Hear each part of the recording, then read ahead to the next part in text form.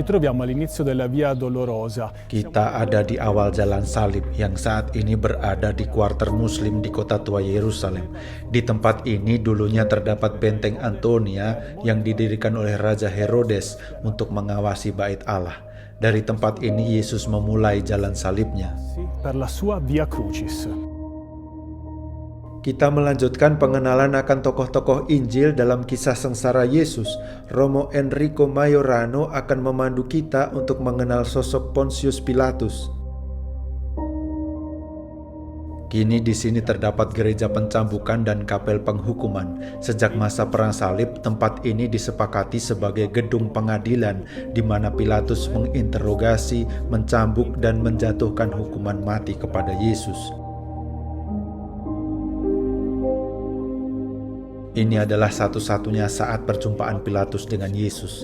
Tapi siapa itu Pilatus? Dia adalah wali negeri antara tahun 26 hingga 36 Masehi. Dia adalah gubernur di wilayah Yudea yang sangat problematis bagi pemerintahan Romawi. Pilatus adalah orang yang tak kenal rasa bersalah. Dia memakai benda-benda dari bait Allah untuk mendirikan bangunan-bangunan lain. Dia meredam kerusuhan dengan pertumpahan darah. Dia tak mau tahu dengan perasaan keagamaan masyarakat. Dalam Injil Yohanes, ketika ia mengadili Yesus, diceritakan ia keluar masuk beberapa kali ke gedung pengadilan, seolah-olah ia tak punya pendirian. Ia ingin membebaskan Yesus, tapi pada akhirnya ia jatuhi hukuman mati juga karena tekanan dari massa.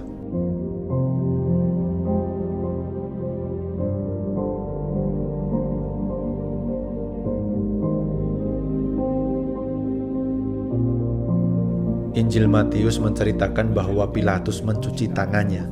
Ini adalah tindakan yang dikenal oleh orang-orang Yudea sebagai tanda bahwa ia tidak bersalah di hadapan Tuhan.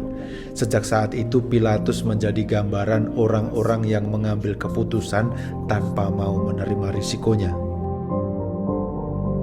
Pilato ha incontrato solo per pochi istanti. Hanya sekejap saja perjumpaan Pilatus dengan Yesus, tapi sangat membekas, bahkan mengubah hidup Pilatus. Gereja Koptik menghormati Pilatus dan istrinya sebagai orang kudus. Menurut tradisi ini, Pilatus pergi ke Roma kembali dan di sana ia menjadi orang pengikut Kristus.